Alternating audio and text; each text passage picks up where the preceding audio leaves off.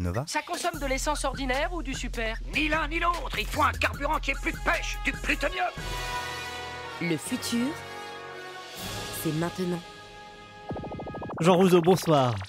Oui, bonsoir. Alors, je me suis dit que finalement, entre autres, le futur, c'est quoi? C'est comment aller mieux. C'est aussi comment positiver, aller mieux demain, aller vers le progrès. Futur est lié au progrès.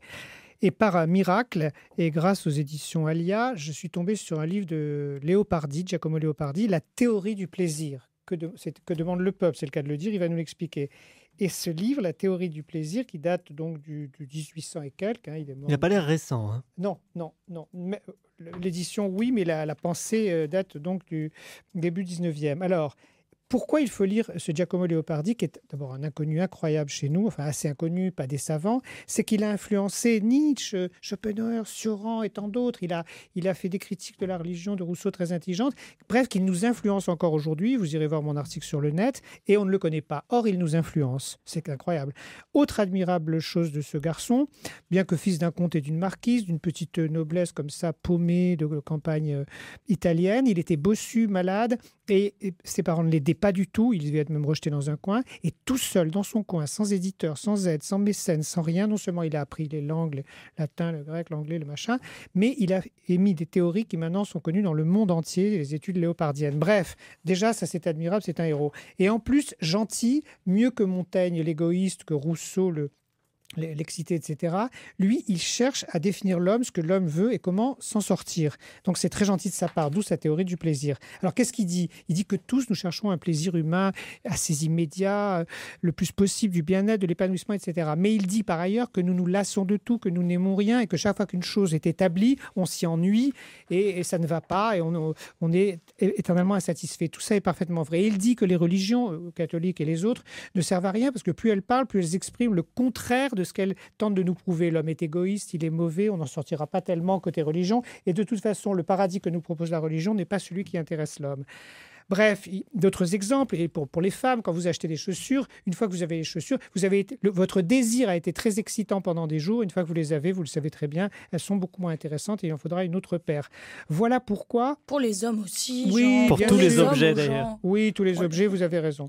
Alors voilà pourquoi il nous faut raisonner juste et bien. C'est juste une aide, ce mec-là. Il propose d'ailleurs 3 choses à peu près Léopardi.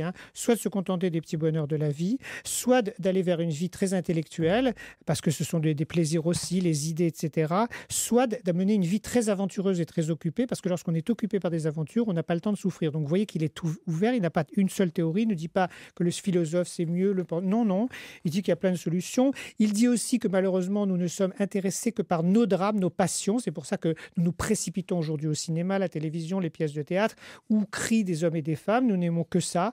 Même l'architecture, il a raison, au fond est assez froide et ne nous intéresse que pour l'histoire, la beauté, etc. Voilà, il se propose, en tout cas Léopardi, tout le temps de nous aider. Et avec une radicalité de propos, je peux vous citer une phrase, voilà, il dit « tout est mal », je veux dire que tout ce qui est mal. Que chaque chose existe en vue du mal, l'existence est un mal, etc. Il a d'un côté des trucs où il dit il n'y a pas grand-chose à attendre de ce côté-là, on vient vraisemblablement d'ailleurs, mais en même temps, sa liberté, sa radicalité, c'est un novateur extraordinaire, il est drôle, il est gai, il propose plein de solutions, plein de possibilités, il analyse tout, les malheurs, les orages, les paysans, les animaux, le cinéma, enfin pas le cinéma, le spectacle à l'époque, etc., etc.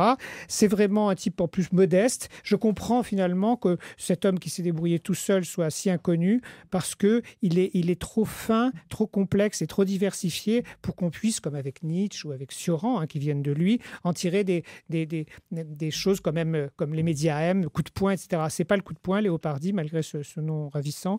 C'est un génie humain. Et voilà, je voulais juste vous parler de ça, parce que si vous n'allez pas bien, ça, c'est pas mal. Pour relire toute cette chronique, vous pouvez aller sur novaplanète.com. Oui, et vous aurez ce livre. Oh, là, il est gros, le livre. Il fait, je sais pas, 250 pages, 70 pages de notes vachement bien, 23 €, c'est pas très cher. Mais il y a d'autres, vous pouvez les voir. Voilà, vous pouvez trouver plein de petits bouts de Léopardi partout. Bonne chance. Merci Jean Rouzeau.